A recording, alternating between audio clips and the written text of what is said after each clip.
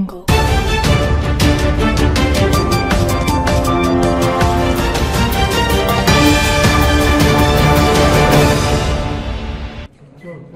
குழுவில இவங்க ரெண்டு பேருக்கு என்ன நிலைப்பாடு? திமுக அதிமுக என்ன நிலைப்பாடு? திமுக இன்னைக்கு பாரதிய ஜனதா மும்மொழி கொள்கைன்னு சொல்லுதுன்னு பேசுறாங்க. அவங்க கூட இருக்க காங்கிரஸுக்கு இந்த மொழி கொள்கையில என்ன நிலைப்பாடு?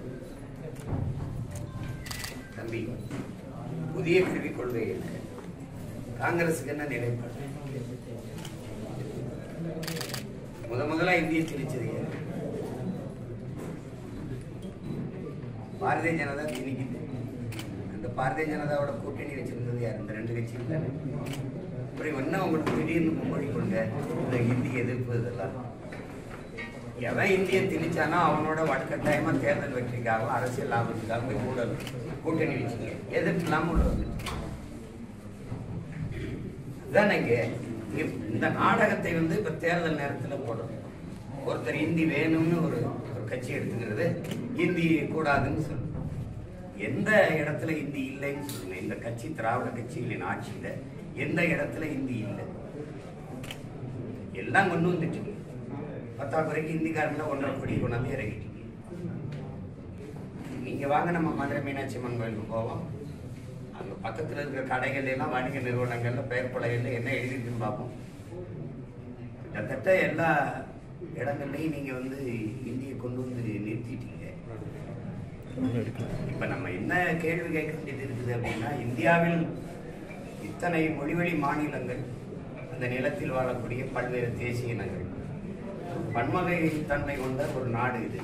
இந்த நாட்டினுடைய தனிச்சிறப்பே உலக நாடுகளின் பார்வையில பல மொழி பேசக்கூடிய, பல கலை இலக்கிய பண்பாட்டு வாழ்வியல் முறையை கொண்ட இனங்கள் ஒரே நாட்டுக்குள் ஒற்றுமையாக வாழ்கிறார்கள் என்பதுதான் இந்த நாட்டுக்கு இருக்கிற தனிச்சிறப்பே, பெருமையே, அழகே. அதுதான்.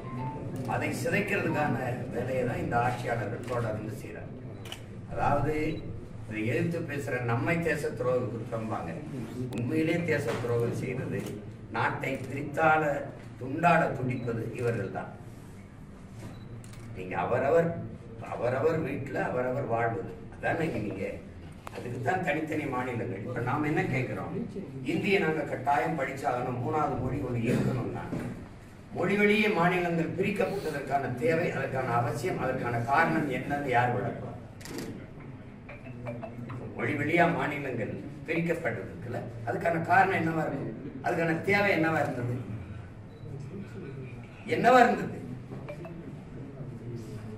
ஒரே மொழி, நாடங்கள் இந்தி. இந்தியாவில் இத்தனை மொழி இருக்கும்போது நான் ஏன் அந்த இந்தியை மட்டும் படிக்கணும்? ஏன் நான் தெலுங்கு படிக்கக்கூடாது? நான் ஏன் வங்காளம் படிக்கக்கூடாது? நான் ஏன் போச்சுபூரி, மகாராஷ்டிரா, இந்த மணிப்பூரி இதெல்லாம் நான் ஏன் படிச்சுக்க கூடாது? ராஜஸ்தானிலாம் தனி மொழி தானே, பீகாரி தனி மொழி, பஞ்சாபி தனி மொழி, அதெல்லாம் நான் ஏன் படிச்சுக்க கூடாது? நான் ஏன் கன்னடம், இந்த மலையாளம் கத்துக்க கூடாது? அது ஏன் உங்களுக்கு? அதுல என்ன? இந்த இந்தியை மட்டும் சொல்றதுக்கு காரணம் என்ன? உங்க மொழி எப்படி உங்களுக்கு உயர்வா இருக்கோ அது மாதிரிதான் எனக்கு என் மொழி. அப்ப நீங்க அதையும் படிச்சுக்கணும்னு சொல்லல. நீங்க ஓ மொழியை மட்டும் ஹிந்தி படிக்கணுங்கிறதுக்கான தனி காரணம் இல்லை. அதுக்கு என்ன? அதுக்கு சிறப்பு காரணம் இல்லை. இந்த மும்மொழி கொள்கையில ஏன் எம்மொழி தமிழ் இல்லை? ஏன் கன்னடம் இல்லை? ஏன் தெலுங்கு இல்லை? இந்த கேள்விக்கு பதில் இருக்காது. யாரு இந்த நாட்டின் இறையாண்மையை, ஒருமைப்பாட்டை சிதைப்பதற்கு வேலை செய்யறதுன்னு மட்டும் நீங்க அறிவார்ந்த பெருமக்கள் ஆழ்ந்து சிந்திக்கணும். இது பல மொழி பேசக்கூடிய இன மக்கள் இணைந்து வாழக்கூடிய ஒரு ஐக்கியம், ஒரு ஒன்றியம். அதை ஒரே மொழியை நீங்க வச்சு அதுல கொண்டு வர்றதுங்கிறது இந்த நாட்டை கூறுபோட துண்டாட துடிக்கிற வேலை. அந்த முதல்ல அதை விடணும். இங்க யார் இந்தி கற்கல எதிர்க்குதா? எதிர்க்குதான். நீ எதுக்கு சவுகார்பேட்டையில இந்தியில பேசி வாசி? எதுக்காக இந்தியில சூரட்டி ஊட்டி? எதுக்காக ஈரோடு கிழக்குல இந்தியில சூரட்டி ஊட்டி வாக்கிட்டீங்க? எதுக்காக கேட்டீங்க? உங்க பிள்ளைகள் நீங்க நடத்துற பள்ளிக்கூடத்துல இந்தி மொழி பாடமா இருக்கா இல்லையா? தமிழ் இருக்கா, ஹிந்தி இருக்கா? சார், இப்போ 30,000 ஸ்கூல்ல தமிழை நீங்க அப்போ இப்போ எதிர்க்கிறீங்களே, அப்போ 30,000 ஸ்கூல்ல தமிழை கட்டாயமாக்கிறதுக்கு நீங்க வற்புறுத்தி இருக்கலாமே. நான் வற்புறுத்தி நீங்க இப்போ உங்க மூலமா வற்புறுத்துகிறேன். தமிழை பயிற்று மொழியா பண்ணாங்க, பாடமொழியாவது பண்ணாங்க, சொல்லிட்டு வற்புறுத்தி கொண்டு வந்துருவாங்க. இவங்களை ஒழிக்காம நீங்க எப்படி தமிழை பயிற்றுவிப்பீங்க? நீங்க அரசு பள்ளியில கொஞ்சம் கொஞ்சம் தமிழை படித்துக் கொண்டிருந்த பிள்ளைகளையும் கடைசியா அதை ஆங்கில வழி கல்வியா மாத்தி கடைசி சவப்பட்டிகளை தமிழை அடக்கி உள்ள போட்டு கடைசி ஆணி அடிச்சது இங்குதான். கல்வியை தனியார் முதலாளிகளுக்கு வித்துவிட்டு அவன் வியாபாரம் பண்றவன் எதை படிக்கிறது? மக்களுக்கு ஒரு மோகம் இருக்குது. ஆங்கிலம் ஒரு மொழி, அது அறிவல்லங்கிற புரிதல் இல்லை. அது லாங்குவேஜ் தானே ஒழிய அது நாலேஜ் இல்லைங்கிற புரிதல் இல்லை. அதனால இங்கிலீஷ் படிக்கிறதுன்ட்டு அதில் ஒரு மோகத்துல எல்லாரும் தனியார் பள்ளிகளை நோக்கி படையெடுக்க அரசு பள்ளியில கூட தமிழ் படிக்கிறதுக்கு வாய்ப்பு இல்லாம போச்சு. தமிழ் பயிற்று மொழியா இருந்தது, ஆங்கிலம் பயிற்று மொழியாகி தமிழ் பாடமொழியா மாறிச்சு. அப்புறம் தமிழ் விருப்ப மொழியா மாறிச்சு. எந்த தமிழனும் விரும்பாம போயிட்டான். இப்ப இங்கிலீஷ் படிக்கிறதா ஒரு அறிவுன்னு ஒரு பொது புத்தியில ஏத்துனதுனால இந்த சிக்கல். இப்ப ஹிந்தி படிப்போம், எதுக்கு? ஒரு காரணம் சொல்லுங்க. இந்திய நீங்க எல்லாம் படிக்கணும், ஏன் அப்படின்றது. அடுத்த கட்ட வளர்ச்சின்னு சொல்றாங்க சார். அது எதையாவது பேசிட்டு எந்த நாடு? இந்தியா ஹிந்தி பேசுற மாநிலங்கள் நீங்க வளர்ந்துட்டியா? அப்புறம் எதுக்கா இங்க வந்து தட்டிட்டு இருக்க? 1.5 கோடி பேர் இந்தியா வீட்டுல வந்து இங்க வந்து வேலை செஞ்சுக்கிட்டு இருக்க. எதுக்கு வேலை செஞ்சா? என்ன வளர்ந்துட்டா? நீ என்ன வளர்ந்துட்டா? நீங்க வாங்க வட இந்தியா முழுக்க பாப்போம். வீடு இருக்கா? இல்ல எதுல வளர்ந்துட்டீங்க? எதுல வளர்ந்துருக்கா? மருத்துவத்திலையா இல்ல கல்வியிலையா?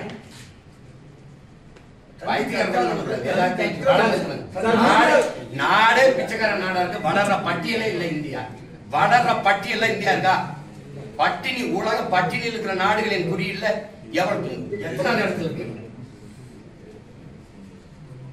ஊழல்ல தலை சிறந்த நாடு, பசி பட்டினியில தலை சிறந்த நாடு இந்தியா. இந்த வளருதுன்னு வெறும் வெற்று வார்த்தையை வச்சு பசப்பிக்கிட்டு இப்படியே பேசிட்டு இருக்கிறது எத்தனை கல்வி நிதி நிறுத்தி இருக்கிறாங்க. வளர்ந்த நாடு சொந்தமா ஃபேக்டரி வச்சிருக்கியா? சொந்தமா ஃபேக்டரி வச்சிருக்கியா? 5000 ஏக்கர்ல ஏர்போர்ட் கட்டுவார். பிளைட் எவன் ஓட்டுவான்? திருச்சியில கட்டியிருக்கா அத்தனை பல ஆயிரம் கோடி போட்டு ஏர்போர்ட். யாரோட பிளைட்? அவன் யாருக்கான லாபத்துக்கு கட்டப்பட்டது? மக்களுக்கான சேவையா, முதலாளிக்கான லாபம் தேவையா? யாரை ஏமாத்தி எத்தனை நாளைக்கு ஏமாத்திட்டு வளருது.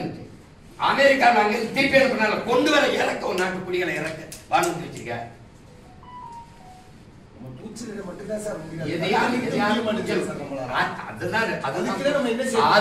அதுதான் மாறுதல்.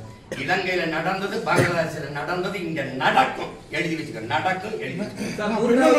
ஹிந்தி வந்து படிக்க வேண்டிய அவசியம் இல்லைன்னு மத்திய அரசு சொல்லியிருக்கு. மூன்றாவது மொழியா ஹிந்தி படிக்கணும், ஹிந்தி தான் படிக்கணும்னு அவசியம் இல்லைன்னு சொல்லி ஏதாவது ஒரு மொழி கத்துக்கிறது நாங்க கத்துக்கணும். நீ ஒன்னும் அறிவுத்த தேவையில்லை சொல்ல முடியல. நாங்க கத்துக்கிட்டு தானே இருக்கோம். ஏதாவது ஒரு மொழி கத்துக்குன்னு அதுல இல்லையே. தெலுங்கு இருக்கு, மலையாளம் இருக்கு அப்படின்னு சொல்றாங்க. ஆப்ஷனலா தான் சொல்றாங்க. நீங்க கட்டாயமா படிக்கணும். அது வந்து இந்திய மொழி, அது மும்மொழி கொள்கையில அது ஒரு கொள்கை மொழியா இருக்குதுங்கிறத ஒருபோதும் ஏற்க முடியாது. அது தேவையற்ற சிக்கலை உருவாக்கும். இந்த திராவிடர்கள் நீங்க நம்பாதீங்க. இது இந்த தேர்தலுக்காக நடிக்கும். நீங்க இந்த சிக்கலை அன்னைக்கே முற்றுப்புள்ளி வச்சிருந்திருக்கணும். இத்தனை ஆண்டுகளா கூட்டணி வச்சு ஆட்சி அதிகாரங்கள் இருந்து அன்னையிலிருந்து பிரச்சனை. இந்த மொழிக்காக, இந்தி திணிப்புக்காக போராடி 800 பேருக்கு குறையாம செத்துருக்கா. நீங்க 18 பேர் தான் கணக்குல காட்டி. அத்தனை பேரோட உயிர் தியாகம் பைத்தியக்காரத்தனமாய். மொழி உனக்கு, என் மொழி எனக்கு. ஒரு தொடர்புக்கு ஒரு மொழி வேணும். அது ஏற்கனவே ஆங்கிலம் இருக்கு. அப்ப அவசியம் இல்லை, அவ்வளவுதானே.